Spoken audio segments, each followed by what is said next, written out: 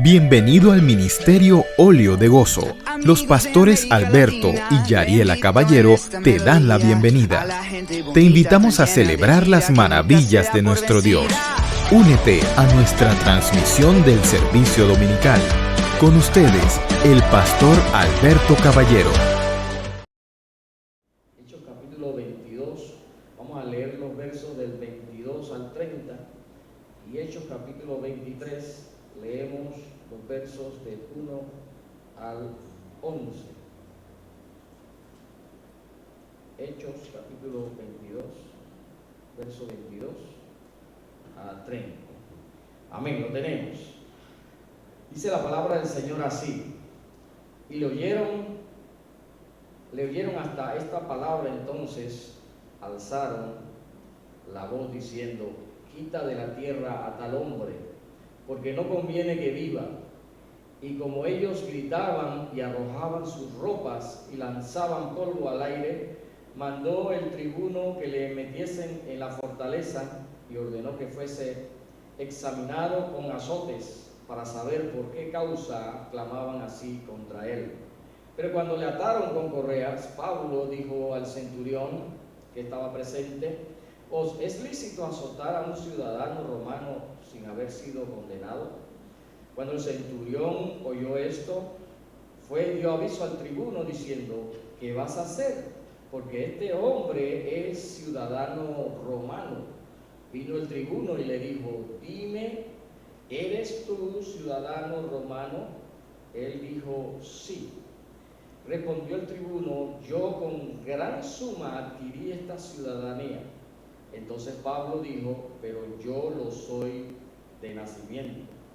Así que luego se apartaron de él los que le iban a dar tormento, y aún el tribuno, al saber que era ciudadano romano, también tuvo temor por haberle atado. Al día siguiente, queriendo saber de cierto la causa por la cual le acusaban los judíos, le soltó de las cadenas y mandó venir a los principales sacerdotes y a todo el concilio, y sacando a Pablo, le presentó ante ellos. Capítulo 23 dice: entonces Pablo, mirando fijamente al concilio, dijo: varones, hermanos, yo con toda buena conciencia he vivido delante de Dios hasta el día de hoy. El sumo sacerdote Ananías ordenó entonces a los que estaban junto a él que le golpeasen en la boca. Entonces Pablo le dijo: Dios te golpeará a ti, pared blanqueada. ¿Estás tú sentado para juzgarme conforme a la ley, y quebrantando la ley me mandas golpear? Los que estaban presentes dijeron: al sumo sacerdote de Dios injurias. Pablo dijo: no sabía, hermanos, que era el sumo sacerdote, pues está escrito: no maldecirás a un príncipe de tu pueblo. Entonces Pablo, notando que una parte era de saduceos y otra de fariseos, alzó la voz en el concilio: varones, hermanos, yo soy fariseo, hijo de fariseo. Acerca de la esperanza y de la resurrección de los muertos se me juzga. Cuando dijo esto, se produjo disensión entre los fariseos y los saduceos, y la asamblea se dividió, porque los saduceos dicen que no hay resurrección, ni ángel ni espíritu, pero los fariseos afirman estas cosas. Y hubo un gran vocerío, y levantándose los escribas de la parte de los fariseos, contendían diciendo: ningún mal hallamos en este hombre, que si un espíritu le ha hablado a un ángel, no resistamos a Dios. Y habiendo grande disensión, el tribuno, teniendo temor de que Pablo fuese despedazado por ellos, mandó que bajasen soldados y le arrebatasen de en medio de ellos y le llevasen a la fortaleza. A la noche siguiente se le presentó el Señor y le dijo: ten ánimo, Pablo, pues como has testificado de mí en Jerusalén, así es necesario que testifiques también en Roma. Padre, yo te doy gracias por este texto que hoy Dios tenemos frente a nosotros. Queremos oír tu voz, Señor, a través de él. Dios, háblanos, Señor.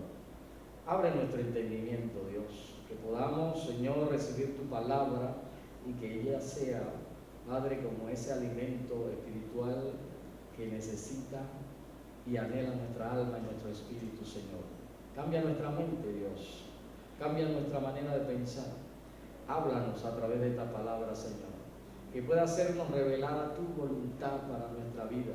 Que en este día, Dios, podamos ser consolados por ella. Que podamos ser animados por ella, Señor. Padre, mi Rey, te lo pido en el nombre de Jesús y te damos gracias. Amén y amén. Puede tomar su asiento. Sé que la lectura quizás para algunos dirá, el pastor, ¿de qué está hablando, no? Porque estamos estudiando la serie del libro de Hechos.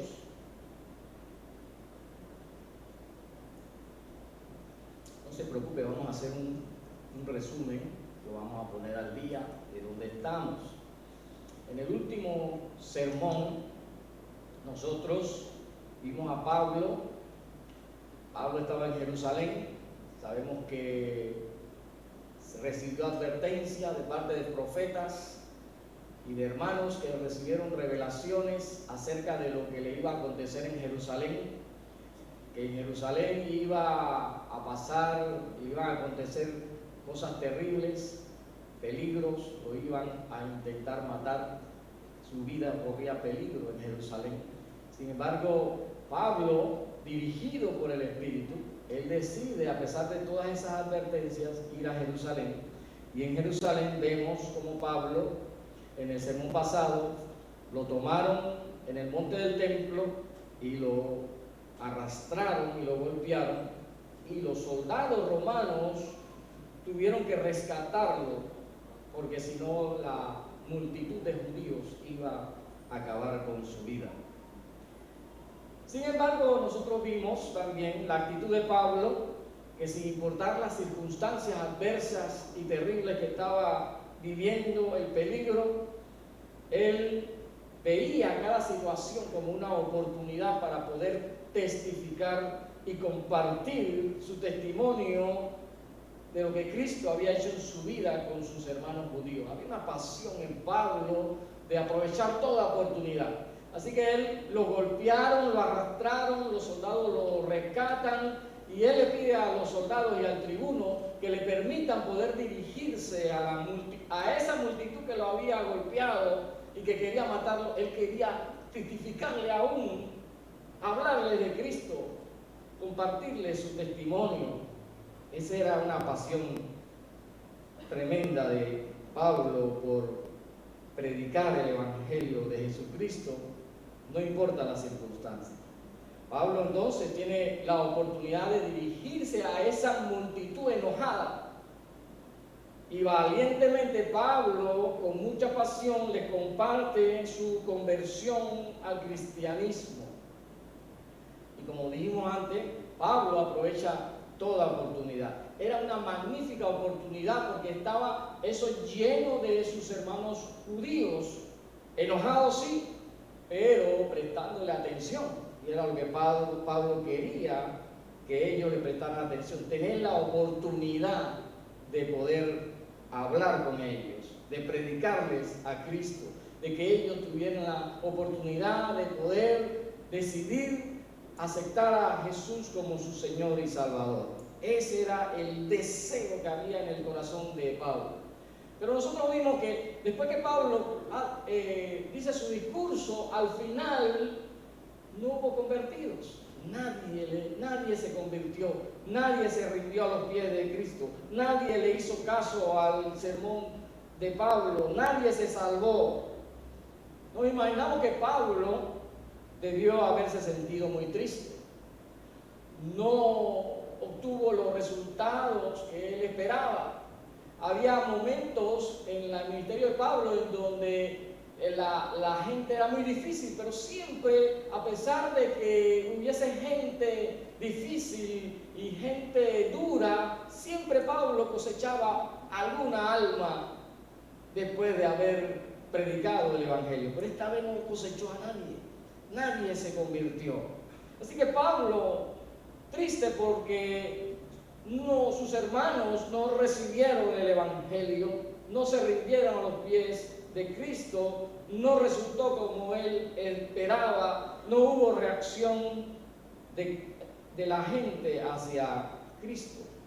Y el texto de hoy pues inicia en el verso 22 y empieza narrándonos, describiendo cómo la gente reaccionó a su discurso.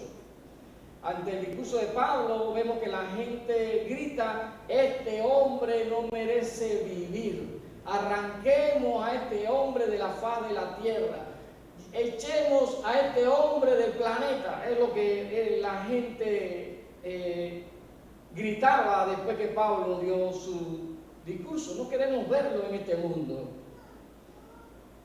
Bien, parece que no siempre las cosas resultan como nosotros las hemos planeado. ¿A cuánto le ha pasado? Usted hace planes, usted organiza, usted hace su parte, usted es muy organizado, y cuando hace aquello, esperando ciertos resultados, no los obtiene. Es bien frustrante, ¿sí o no? Es bien frustrante porque usted dedicó todo su esfuerzo, usted se analiza y dice: pero ¿qué errores cometí? Y de repente usted dice: pero hice todo como el librito, lo hice todo bien, como siempre lo he hecho. Sin embargo, no tuve ningún resultado. Miren, las cosas para nosotros los creyentes cada día se van a tornar más difíciles en cuanto a la predicación del Evangelio de Jesucristo y en cuanto a nosotros pues llevar o desarrollar una vida cristiana en este mundo. Los tiempos que estamos viviendo hoy como iglesia, como cristianos, como discípulos de Cristo, son tiempos muy difíciles. ¿Cuántos dicen amén? O yo soy el único que lo noto. Es muy difícil. Allá afuera no hay una corriente, hay muchas corrientes, hay mucho obstáculo, muchas cosas contrarias a lo que nosotros creemos. Son tiempos que el mismo apóstol Pablo le describía a su hijo Timoteo en 2 de Timoteo capítulo 3, verso 1. Y leamos esos 5 versos solamente para que veamos que ya el apóstol Pablo estaba anticipándose a lo que no solamente Timoteo iba a vivir, sino nosotros íbamos a vivir. Segunda de Timoteo capítulo 3, verso 1 dice: también debes saber esto, que en los postreros días vendrán tiempos peligrosos, decía Pablo a su hijo, porque habrá hombres amadores de sí mismos, avaros, vanagloriosos, soberbios, blasfemos, desobedientes a los padres, ingratos, impíos, sin afecto natural, implacables, calumniadores, intemperantes, crueles, aborrecedores de lo bueno, traidores, impetuosos, infatuados, amadores de los deleites más que de Dios, que tendrán apariencia de piedad, pero negarán la eficacia de ella. A estos, le dice Pablo a Timoteo, evítalos. Pablo en su carta a su hijo espiritual Timoteo no solo le está describiendo los tiempos que él va a vivir, tiempos futuros, sino que también está hablando que esos tiempos que empezaron con Timoteo han llegado hasta nosotros en la actualidad. ¿Amén o no amén? Así son los hombres. Con lujo de detalle, Pablo nos ha descrito cómo son los hombres de este mundo en esta actualidad.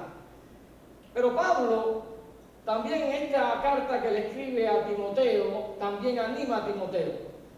Lo anima, porque Pablo dice: los tiempos son difíciles, sí, pero tú compórtate como un buen soldado de Cristo. Y es el mismo ánimo que nosotros debemos recibir. Le dice: trabaja, esfuérzate, sé un obrero que no tiene nada de qué avergonzarse. Predica a tiempo y fuera de tiempo.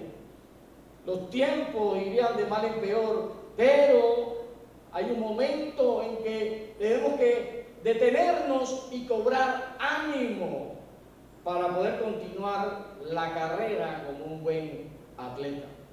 Eso es lo que Pablo le está aconsejando a Timoteo.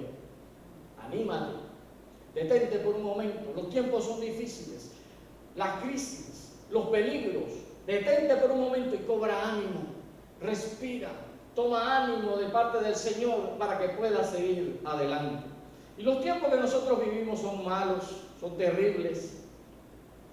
La gente de este tiempo se describe en este pasaje, pero nosotros como cristianos también debemos tomar muy en serio esta palabra de Pablo a Timoteo y tomarla también para nosotros y también darnos el tiempo para cobrar ánimo, para poder seguir adelante. ¿Sabe? Muchos han perdido el camino, muchos han perdido la esperanza, muchos han perdido la fe, porque no se tomaron el tiempo para detenerse y cobrar ánimo para seguir adelante. Por tanto, si nosotros queremos perseverar y permanecer hasta el fin, como dice la Escritura, debemos tomarnos el tiempo para cobrar ánimo. ¿Cuántos dicen amén a eso?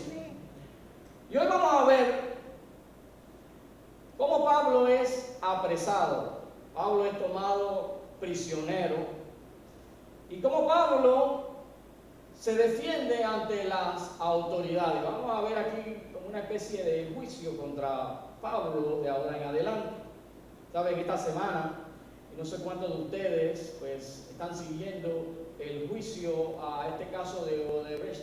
Yo me he tomado algunos minutos para ver y oír todas esas cosas que están diciendo. Es aburrido, ¿sí o no? Es aburrido sentarse a oír y como que dijeran lo mismo y vuelve, y por aquí y toda la ruta de las coimas y todo eso, y uno como que no entiende las cosas, pero yo sí me he puesto a oír esas notas y esas declaraciones de los fiscales, y me he puesto a ver y aprender un poco de cómo funciona la justicia aquí en Panamá. Es bien complicada la justicia, es bien complicada, no es tan fácil como nosotros podemos pensar.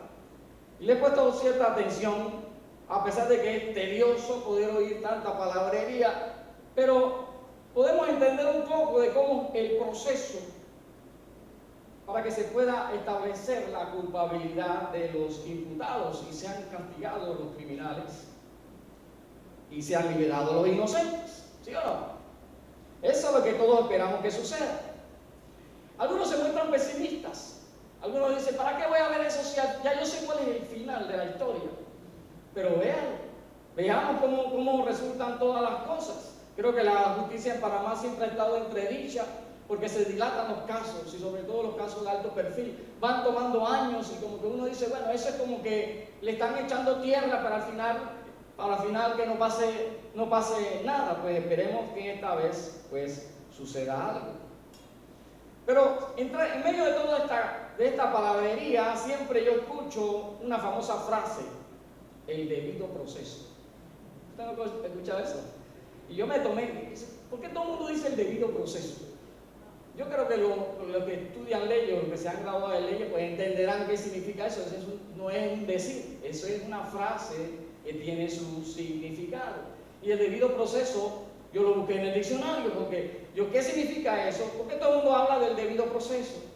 Y dice que es el conjunto de formalidades esenciales que deben observarse en cualquier procedimiento legal para asegurar o defender los derechos y libertades de toda persona acusada de cometer un delito. O sea que es muy importante que se dé el debido proceso, porque si no, pues no hay justicia. Dice, el debido proceso incluye también las condiciones que deben cumplirse para asegurar que toda persona acusada de un delito pueda defenderse y garantizar el cumplimiento de sus derechos. Esto se conoce como derecho al debido proceso legal. O sea que es una frase que tiene mucha significancia, porque si no se da el debido proceso, pues el imputado, a pesar de que todas las pruebas lo acusen, y no hay un debido proceso, entonces no va a haber justicia y el culpable puede salir libre. De eso se trata. La justicia se puede ver entorpecida. Y yo menciono todo esto porque nosotros vemos que en el tiempo de Pablo la justicia no era tan complicada. No había los procesos judiciales que hoy tenemos. Las cosas eran más simples. Y uno dirá, pero debía ser así. No, pero por ser simple, pues resultaba la justicia en abusos, en violaciones de los derechos humanos. Además, en ese tiempo no había derechos humanos. Y las personas inocentes resultaban gravemente heridas y hasta muertas siendo inocentes, porque no había un proceso judicial adecuado. Pero en medio de tiempos tan violentos como aquellos que vivió Pablo, y también como los tiempos violentos que hoy nosotros vivimos, a pesar de tener procesos judiciales tan complicados, la gente sigue siendo asesinada, la gente sigue traficando droga, la gente sigue siendo secuestrada.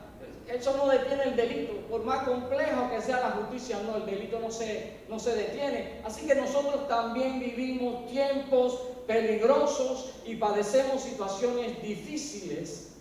Pero al igual que Pablo, hoy nosotros podemos decir que el Señor guarda a sus siervos. ¿Cuánto creen eso? El Señor guarda a sus siervos. Vamos a darle un fuerte aplauso al Señor. En aquel entonces y hoy día también. Y ese es el primer punto que queremos discutir. El Señor nos guarda. Pablo, primeramente, es acechado y es atacado en el templo. Eso lo vimos la semana pasada. Pablo estaba en el templo y lo sacaron arrastrado del templo y lo golpearon y querían matarlo allí mismo. Pero se dio aviso al tribuno. Recuerden que estamos en tiempo del Imperio Romano y en la ciudad de Jerusalén pues regía la ley romana. Inmediatamente se da ese alboroto, llaman a la policía, pero en ese tiempo era el ejército romano, era la policía, y llaman al tribuno, le dice: tribuno, allá hay un alboroto. Y el tribuno, que es un jefe militar, baja con sus soldados y rescata a Pablo de manos de esa turba de judíos que querían matarlo. Los militares romanos toman a Pablo y dice el texto que lo atan con cadenas. A Pablo no le preguntaron qué hiciste, simplemente como él era el génesis del alboroto, ellos tomaron aquel que estaba formando el alboroto, la causa del alboroto, lo toman y lo encadenan, lo esposan. En este tiempo no había esposas, lo encadenaron a Pablo sin saber si Pablo era culpable o no, porque así era la ley de simple y sencilla. Y el Imperio Romano se cuidaba mucho de los alborotos de las multitudes, porque todo alboroto podía ocasionar una revuelta. Y el Imperio Romano de lo que se cuidaba era de las revueltas. Ellos no querían rebeldes, ellos no querían grupos que se rebelaran contra el Imperio Romano. Así que si había un alboroto, así sea una pelea, ellos inmediatamente tomaban acción para evitar de que la multitud se alborotara. Así actuaba el ejército, controlaba eficazmente las multitudes. Y es por ello que inmediatamente, apenas se forma el alboroto en el templo, los soldados se dan cuenta del alboroto y toman acción, y toman a Pablo. Ellos no preguntan a Pablo nada, ellos lo toman, lo rescatan. El Señor actúa de formas muy misteriosas. Pablo iba a ser asesinado, pero ellos, arrestando a Pablo, lo que están haciendo es rescatando a Pablo de la muerte. Lo rescatan del tumulto e inmediatamente lo encadenan. ¿Y qué es lo que ellos deducen primero? Inmediatamente ellos deducen: esta gente formaron un alboroto porque este hombre tuvo que haber hecho algo terrible. Sabrá Dios a quién violó, sabrá Dios a quién robó, sabrá Dios a quién mató, algo tuvo que haber hecho este hombre para que esta multitud quiera matarlo. Así que ellos inmediatamente piensan que Pablo es un criminal. Y en el sermón pasado vimos cómo ellos confundieron a Pablo con un egipcio que era uno de los más buscados. Dice, tú eres el egipcio, ¿verdad? Y Pablo dice, no, yo no soy egipcio, yo vengo de Tarso. Ellos confundieron a Pablo con un criminal. Ellos pensaban, si la turba de judíos lo quiere linchar, seguro que tú has hecho algo muy malo. Pablo, golpeado, herido, pide hablar con la multitud. Pablo pues da su discurso. Al final ya vimos, nadie se salvó, nadie se rindió a los pies de Cristo, nadie se arrepintió, querían matarlo todavía. Pablo en su discurso, si recordamos, él da el mensaje de salvación para todos los hombres, incluyendo a los gentiles. Y cuando tú le hablas a los judíos de que los gentiles también pueden ser salvados, eso es una ofensa para ellos. Así que con más razón ellos querían matar a Pablo. La multitud reaccionó, como leímos al principio, querían agarrar a Pablo y desaparecerlo del planeta Tierra. Rechazan a Pablo. Y nuevamente la turba alza su voz pidiendo la muerte de Pablo. Y el tribuno entonces decide tomar a Pablo y llevarlo a la fortaleza, le llaman, pero era una prisión. Lo lleva a la fortaleza. Y allí en la fortaleza el tribuno ordena que Pablo sea, así dice el texto, sea examinado con azotes. No era un examen médico, era un examen con azotes. ¿Qué significaba eso? Que lo iban a azotar hasta que confesara su crimen. Esa era la manera de hacer justicia. El tribuno dice, azótenlo hasta que confiese. Y nosotros sabemos cómo eran los azotes de los romanos. No era una correíta, no era un látigo como nosotros vemos en estos tiempos. Era un látigo que tenía varios hilos o cueros, y al final de cada cuero había metal o huesos, y eso era como la garra de un oso. Cuando te golpeaban en la espalda, te arrancaban la piel, dejaban tu espalda descubierta y ensangrentada. Y esto es lo que le iba a pasar a Pablo. Es lo que le iba a suceder a Pablo. Le iban a azotar hasta que Pablo confesara su crimen. Y miren cómo funciona la justicia en este lugar. Aquí no hay una indagatoria. ¿Sabes que me aprendí ciertos términos? Aprendí algo. Aquí no hay una indagatoria. Aquí no hay una presunción de inocencia. Aquí hay una presunción de culpabilidad. Y hay una acción de castigo inmediato. Azótenlo, fue la orden. Azótenlo hasta que confiese su crimen. Todo para que Pablo pueda confesar qué cosa tan terrible has hecho. ¿Qué podría estar pasando por la mente de Pablo en este momento? Un momento tan angustioso. Afuera, Pablo oye la multitud que clama su muerte. Y adentro, pues está el verdugo con el látigo en la mano. Pablo está como entre la espada y la pared. Allá afuera me quieren ver muerto, y aquí adentro, con ese látigo me van a matar. Pablo se debió haber sentido muy frustrado, muy triste por lo que estaba sucediendo. Y allá adentro lo atan al poste para empezar a azotarlo. Era una sensación como de estar acorralado, impotente, sin saber qué hacer, sin salida. ¿Se ha sentido usted alguna vez así? En donde no hay solución al problema que usted tiene. Usted ve que como que todas las cosas se han organizado para su contra. Todo ha sido como alguien planificó para que todas las cosas le salieran mal. Así estaba Pablo, sin saber qué hacer. Ya tenían a Pablo amarrado al poste, cuando él lanza una pregunta a su verdugo. Y la pregunta, parafraseando o diciéndola en nuestro texto, en nuestro lenguaje actual, Pablo dice, ¿tienen ustedes permiso para golpear a un ciudadano romano sin saber siquiera si es culpable o inocente? Esa fue su pregunta. Pablo como que sacó una carta debajo de la manga, ¿no? Pablo sacó esa carta. Yo me imagino que Pablo, allí amarrado en el poste, tuvo que haber preguntado, quizás con una voz muy suave: permiso, señor, le voy a hacer una pregunta.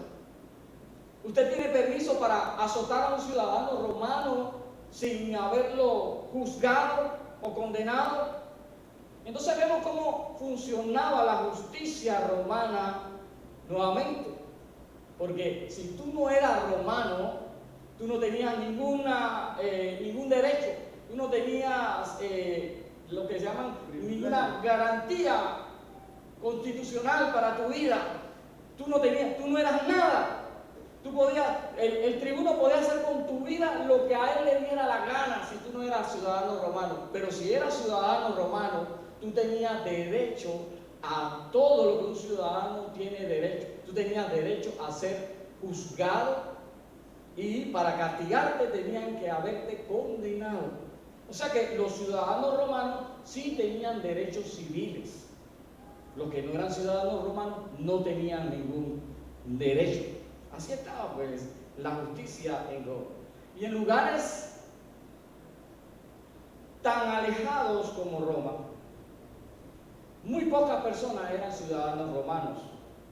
Para ser ciudadano romano había que pagar altas sumas de dinero y también había que haber realizado un servicio al imperio, por ejemplo, haber estado en el ejército, haber participado en alguna batalla, tener condecoraciones. Entonces tú ganabas tu ciudadanía romana. Mientras tanto no, tenías que pagarlo. Es por eso que el mismo tribuno le dice y le pregunta a Pablo primero si tú eres ciudadano romano. Yo me imagino que el tribuno veía a Pablo como un hombre insignificante. ¿Cómo este hombre tan insignificante puede ser ciudadano romano? Porque él dice: a mí me costó una fortuna ser ciudadano romano. Y Pablo entonces le dice: pero yo no tuve que pagar, yo nací siendo ciudadano romano. Significa de que alguien en la familia de Pablo, el abuelo, el papá, ellos ganaron la ciudadanía e inmediatamente sus hijos al nacer fueron ciudadanos romanos. Pablo era un ciudadano romano de nacimiento. Y ser ciudadano romano pues te daba derechos civiles, y los romanos estaban muy apegados a estos derechos de los ciudadanos romanos. Es por eso que después que el tribuno y los soldados se dan cuenta de que Pablo es ciudadano romano, entran en pánico. ¿Por qué entran en pánico? Porque estaban a punto de azotarlo, y eso era una falta muy grave. Eso era una falta muy grave. Se nota el nerviosismo que hubo en los soldados después que se enteraron. Pablo podía haberlo denunciado por el solo hecho de haberlo atado, dice el texto. El solo hecho de haberlo atado ya violaron sus derechos como ciudadano romano, sus derechos civiles. Ahora nosotros vemos la providencia de Dios en todo esto, ¿sí o no? Dios libera a Pablo de las manos de la turba que quería matarlo. El ejército lo rescata. Uno puede decir: no, pero el ejército fue el que lo rescató. No, Dios lo rescató. Nosotros lo vemos así. Todo lo que nos ocurre a nosotros es porque la mano de Dios está detrás de ello. Y luego ahora Pablo es liberado de ser azotado porque saca ese as debajo de la manga y dice: yo soy ciudadano romano. Y esto nos enseña algo muy importante y que debemos tener presente todos. Fuera lo que sucediera, fuera que Pablo fuera liberado o no, fuera que si Pablo fuera azotado o no, nuestra vida está en las manos de Dios. ¿Cuántos dicen amén? No importa lo que suceda, tu vida está en las manos del Señor. La palabra del Señor dice que a los que aman a Dios todas las cosas le ayudan a bien. Todo lo que te sucede, Dios lo tiene controlado. Sea para ti bueno o malo, Dios tiene el control de todas las cosas. Tu vida está en las manos del Señor. Y Pablo, de aquí en adelante, va a pasar la mayor parte de su vida en prisión. Desde este capítulo 22 hasta el final del libro de Hechos. Pablo es un prisionero del Imperio Romano. Sin embargo, a través de la carta de Pablo, Pablo nunca dice yo soy un prisionero del Imperio Romano. ¿Sabe cómo él se describe? Yo soy Pablo, prisionero de Jesucristo. ¿Cuánto le dan un fuerte aplauso al Señor? Él no era prisionero, él no era prisionero porque el Imperio Romano era muy poderoso. Él estaba en la cárcel porque eran los propósitos de Dios. Se cumplía el propósito de Dios. Y alguien dirá, pero pastor, ¿cómo que el propósito de Dios estando preso, pastor? ¿Qué clase de propósito es ese? Pues déjeme decirle que mientras Pablo físicamente estuvo preso, su predicación, su enseñanza, el evangelio de Jesucristo corría libre por todo el imperio y muchos fueron salvos, muchos fueron edificados por la enseñanza de Pablo mientras él estuvo en la cárcel.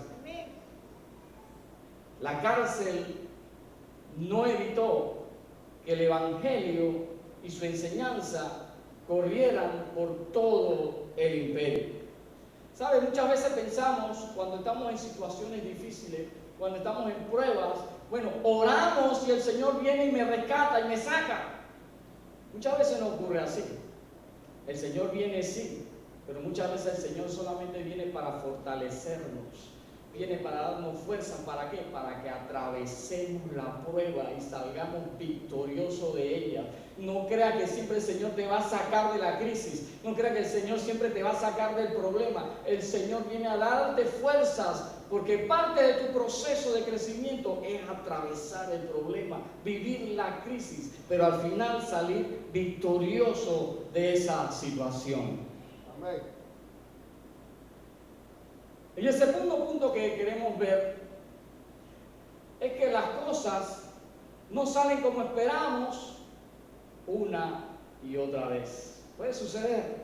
No te sale bien una vez y tú dices, bueno, la segunda vez viene la revancha y la segunda vez te vuelve a salir mal. ¿Sabe? Pablo, el texto nos dice, ya entrando en el capítulo 23, que Pablo, pues después que descubren que el hombre es ciudadano romano, Pablo entonces le sueltan las cadenas. Pero el tribuno, acuérdense de que el alboroto había que buscarle su origen o el génesis, por qué se dio el alboroto. Y el tribuno quería saber por qué se dio el alboroto. ¿Para qué? Para que no se vuelva a dar. Los alborotos en el Imperio Romano, eso era prioridad. Así que el tribuno quería llegar al fondo de cuál era la causa del disturbio, por lo que él hace reunir a las autoridades, a los sacerdotes judíos, al consejo judío, al Sanedrín, para reunirlo con Pablo. Eso está en el verso 30 del capítulo 22. ¿Sabe? Imaginémonos por un momento cómo Pablo recibió esta noticia. Cuando le dice, mañana el Sanedrín se va a reunir contigo, Pablo. Pablo debía haber saltado de alegría, ¿sí o no? Pablo debía, esta es la oportunidad. Tengo una segunda oportunidad para dirigirme a mis hermanos. Y no cualquier hermano, me voy a dirigir a la crema nata, me voy a dirigir a los líderes, me voy a dirigir a aquellos que mueven al pueblo judío, me voy a dirigir a las autoridades. A ellos voy a tener la oportunidad de compartirles el evangelio, de compartir mi testimonio con ellos. Ellos sí me van a escuchar. Pablo estaba muy emocionado. El concilio, el consejo, las autoridades van a venir a reunirse conmigo.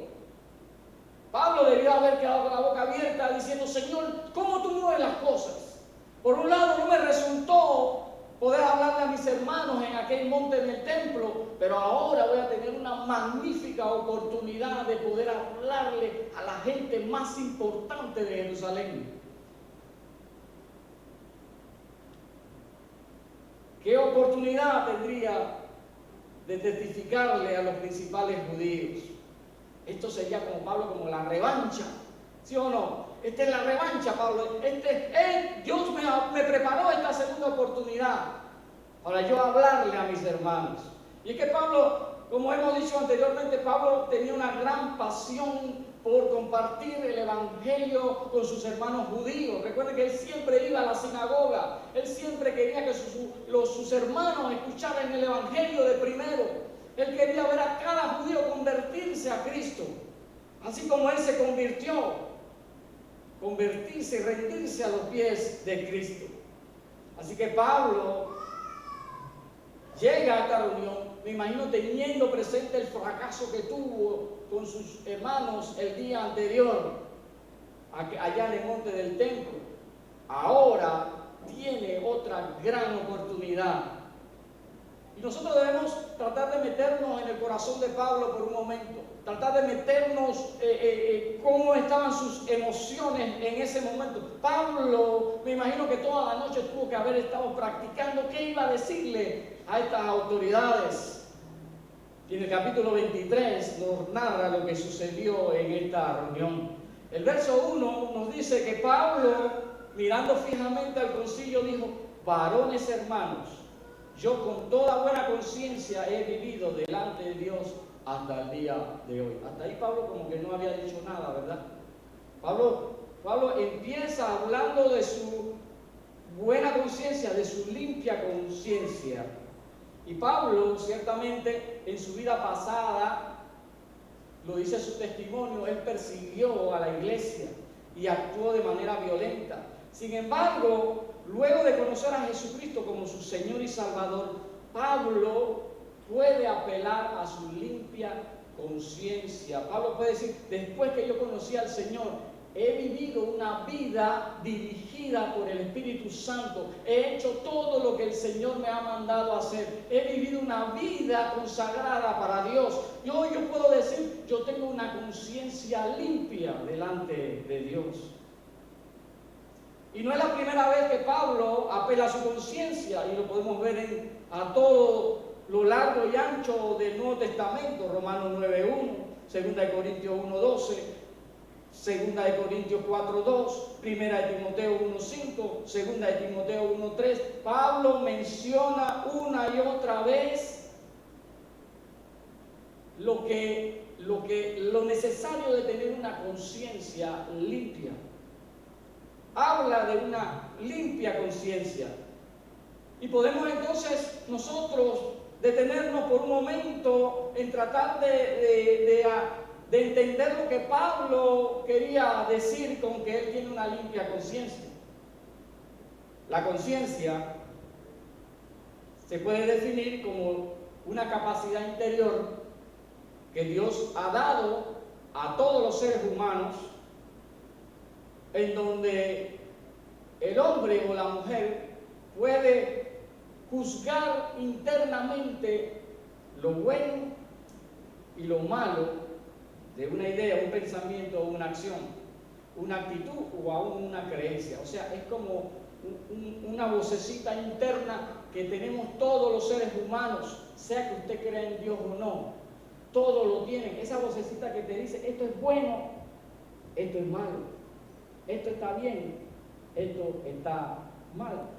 La conciencia es una herramienta que hace que el ser humano no vaya a lo más depravado que pueda llegar. Es decir, un hombre o una mujer que tiene conciencia, sin importar si cree en Dios o no, su conciencia lo va a limitar de ir más allá de su depravación. Ahora, usted dirá: ¿y por qué hay hombres y mujeres depravadas? Porque no tienen conciencia. Su conciencia se ha corrompido de tal manera de que no hay conciencia y actúan como las bestias o los animales que no tienen conciencia. Pero el ser humano no es un animal, animal, no es una bestia. El ser humano tiene conciencia y la capacidad de poder razonar y analizar cada uno de sus actos. Y no tiene nada que ver hasta este momento con que crea en Dios o no. Ahí está esa vocecita. Todos tenemos esa vocecita, ¿sí o no? Es esa vocecita con que usted conversa. Usted no conversa con usted mismo, no significa que usted esté loco. Ahora, alguien dice que si tú te contestas, entonces sí está, porque no hay un monólogo, hay un diálogo, entonces sí estamos con problemas, pero esa vocecita interna que tú mismo te dices, actué mal en esta situación, o no debí decir esto, no debía haber hecho esto, o debía haber actuado de esta u otra manera. Esa es la conciencia que te dice, esto está mal, te fuiste por el mal camino. No actuaste de manera correcta.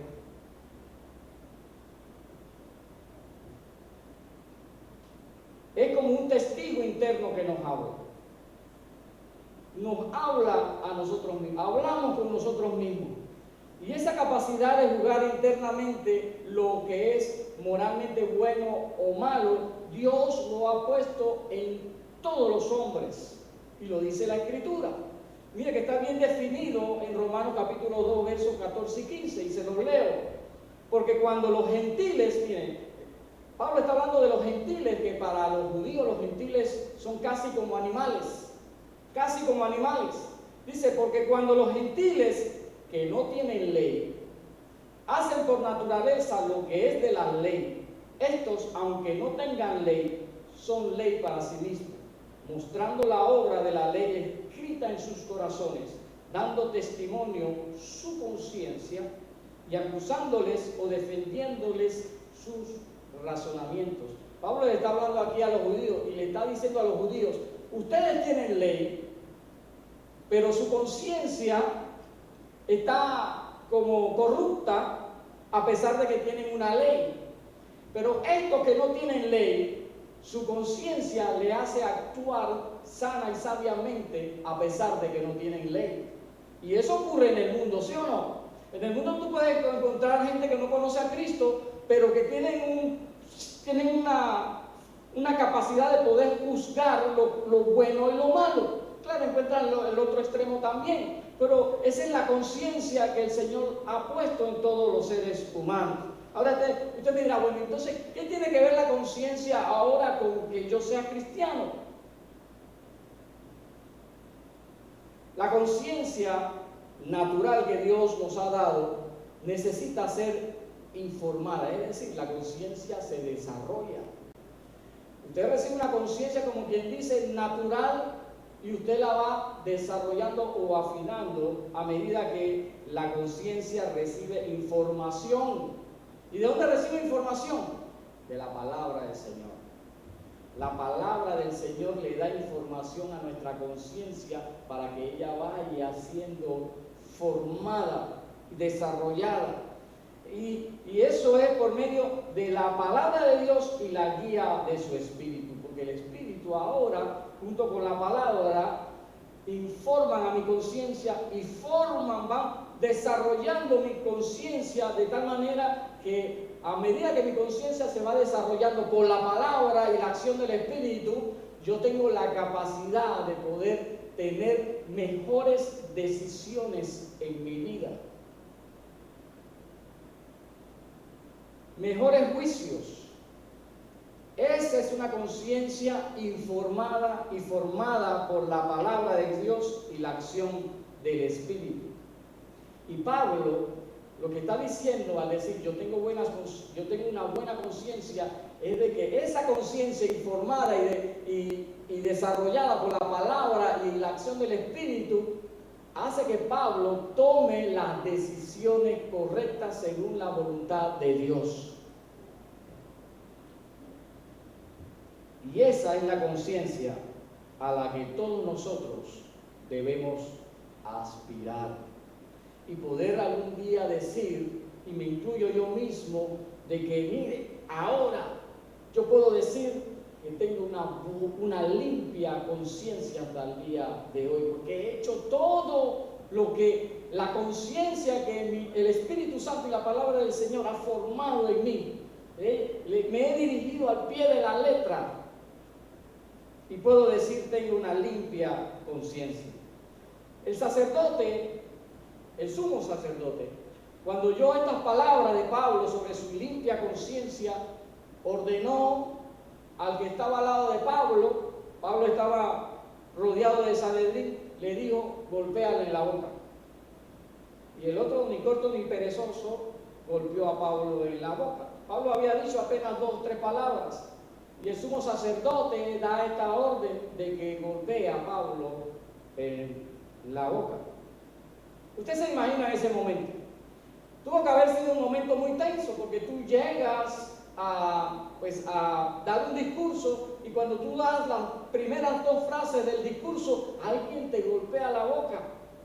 Qué cosa tan tensa, ¿verdad? ¿Cómo reaccionar ante una situación como esta?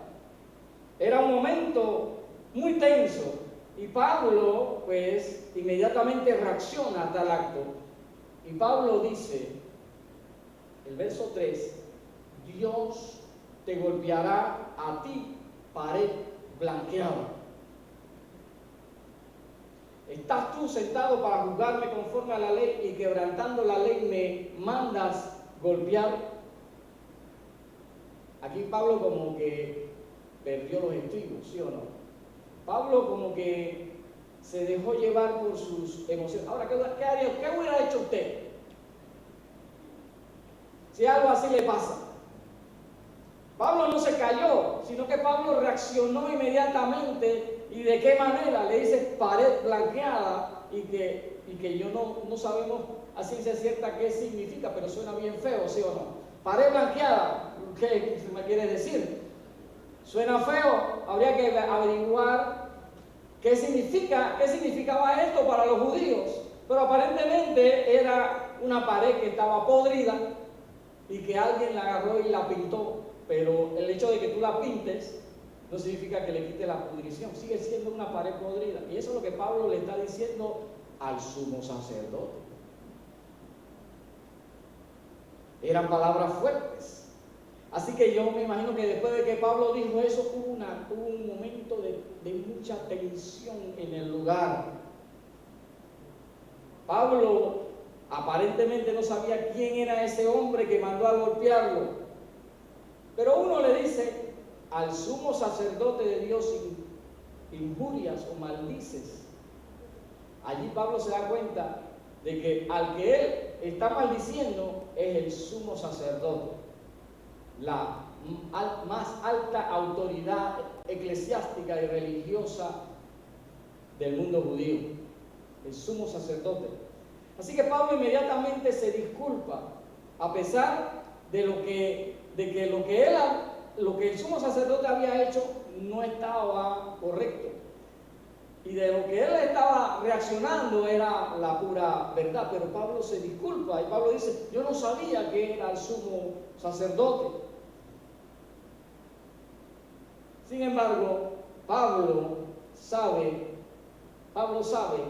que es posible que él haya metido la pata. Así que imagínense cómo se sentía Pablo.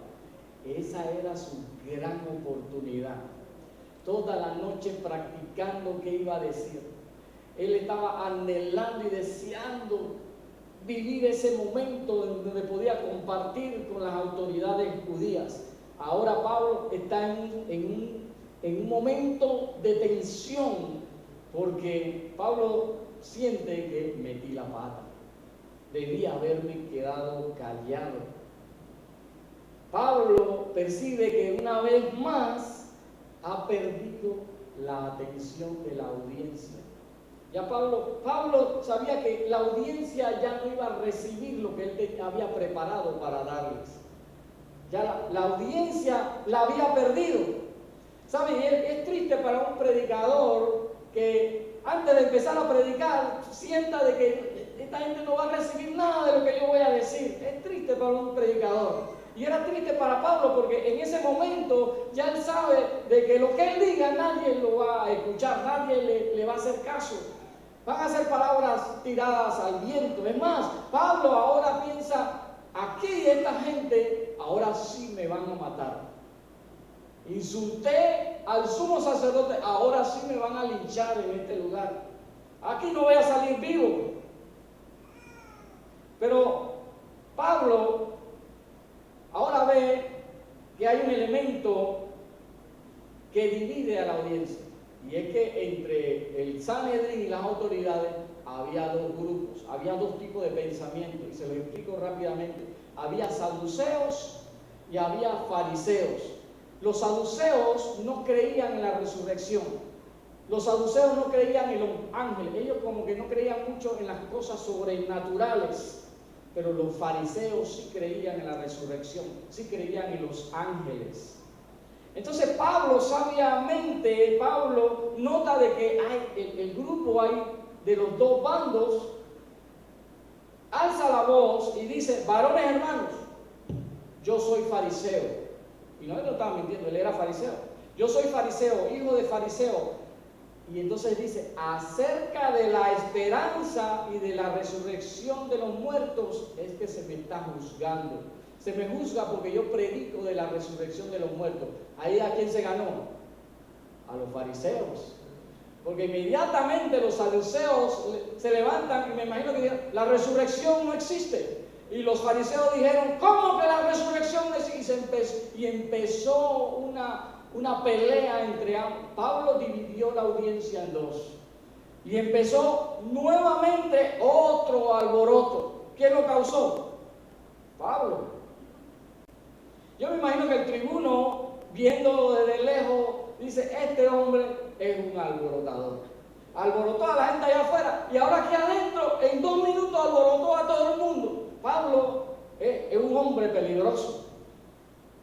Así que eso fue como una bomba en esa reunión. Los fariseos y los saduceos empezaron a discutir y Pablo estaba en el medio de ellos, y los fariseos terminaron defendiendo a Pablo y se formó el alboroto nuevamente. Yo imagino que los saduceos jalaban a Pablo por un lado y los fariseos lo jalaban por el otro. El tribuno temía que lo despedazaran, dice el texto. Lo iban a partir en dos. Así que el tribuno nuevamente envía a sus soldados y toman a Pablo y lo rescatan nuevamente. Y vemos cómo Dios actúa, cómo Dios mueve las cosas para siempre rescatarnos. El tribuno y sus soldados rescatan a Pablo porque lo iban a matar. Ahora, la pregunta es: ¿cómo se sentía Pablo después de todo esto? Pablo se sentía afligido. Pablo se sentía muy triste. Tuvo la gran oportunidad de testificarles de Cristo a las autoridades del Sanedrín y no lo logró. Se había perdido esta gran oportunidad. Era la segunda oportunidad perdida consecutiva para Pablo. Nunca le había sucedido esto a Pablo, de que 2 veces se dirige a una audiencia y 2 veces causa alboroto y nadie recibe palabra de salvación. Nadie se convierte. Era el segundo fracaso de Pablo. Tuvo una oportunidad de predicar a la gran multitud allá en el templo. Casi lo matan y ahora tiene a los líderes judíos reunidos en un solo lugar y lo echa a perder. Pablo reprendió al sumo sacerdote, dividió al Sanedrín en 2, causó otro motín. Y Pablo tenía muchas razones para culparse él mismo. Él pensaba: todo fue mi culpa. Estas 2 oportunidades se han perdido por causa mía. Todo salió mal por lo que hice. ¿No se ha sentido usted así? ¿Ya se ha sentido? Algo hice mal. Algo dejé de hacer. Si no hubiera mencionado a los gentiles, pudiera haber dicho Pablo en mi primer discurso, la gente hubiera reaccionado de diferente manera. Si no hubiera insultado al sumo sacerdote, seguramente todavía yo estuviera allí predicándole a las autoridades de Cristo y muchos se hubieran convertido a los pies de Cristo. Pero miren lo que mientras Pablo estaba entristecido, el verso 11 nos dice que a la noche siguiente se le presentó el Señor y le dijo: ten ánimo, Pablo. Ten ánimo, Pablo, pues como has testificado de mí en Jerusalén, así es necesario que testifiques también en Roma. Esa fue la noche más oscura en el ministerio de Pablo.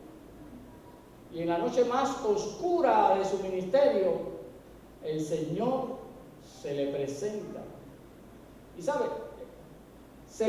cuando dice se le presenta, es que el Señor estuvo allí con él. No fue una voz que él oyó, no fue una insinuación. Fue el mismo Señor se le presentó a Pablo para darle ánimo. Para decirle: ten ánimo, Pablo. Yo sé cómo te ha ido últimamente. Las cosas no te han salido como deseabas. Y puede suceder con nosotros también. Vamos de fracaso en fracaso. Intentamos y fallamos. Y tenemos otra oportunidad, lo volvemos a intentar y nuevamente fallamos. Llega un momento en que uno se analiza o se autoanaliza y uno dice: pero ¿qué es lo que tengo? ¿Por qué las cosas me salen mal y me va de mal en peor? ¿Por qué nada me funciona? ¿Por qué intento y no funciona?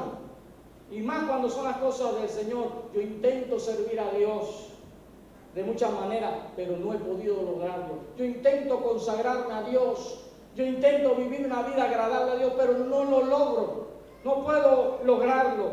Fracaso una y otra vez.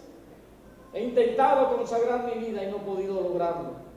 Y pensamos que le hemos fallado a Dios y nos sentimos culpables. Y es muy probable, no es que lo quiera excusar, es muy probable que usted tenga razón. Usted es culpable. Fue por su culpa. Usted actuó mal.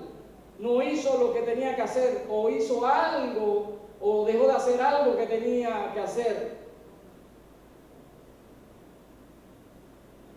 Y uno piensa: si hubiera hecho esto o lo otro, las cosas serían diferentes. ¿Sabe? Es posible que sí. Si lo hubieras hecho de una manera, hubieran sido diferentes. Lo arruinaste. Es posible que sí, lo arruinaste. Pero hoy el Señor te dice: ten ánimo.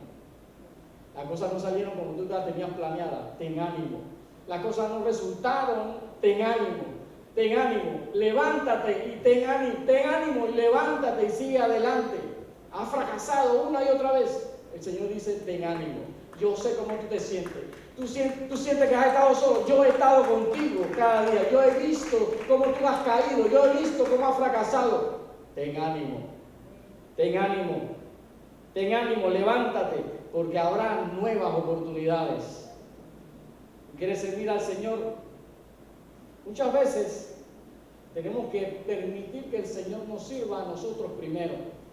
¿Se acuerdan cuando el Señor lavó los pies de sus discípulos? Le dijo a Pedro: si yo no te lavo tus pies, no tienes parte ni suerte conmigo. Ahí donde Pedro dice: no lávame todo. Porque hay que permitirnos que el Señor nos sirva para nosotros luego poder servirle. Las cosas han salido mal. Jesús está contigo. Jesús estará contigo en los momentos más oscuros de tu vida. Tienes que permitirte por un momento el detenerte y cobrar ánimo. Dirigirte al Señor para que el Señor te ministre y te sirva, te puedas levantar y entonces seguir adelante. ¿Ya conoces nuestro canal ODGTV? Accesa ya al link en la bio de Instagram y mantente en contacto con una palabra de gozo y alegría para tu vida. No te pierdas este viernes a las 7:30 de la noche y el domingo a las 10 de la mañana. Estaremos en vivo. Que Dios te bendiga. Mi casa es tu casa, todo lo que tengo es tuyo, aquí en la tierra.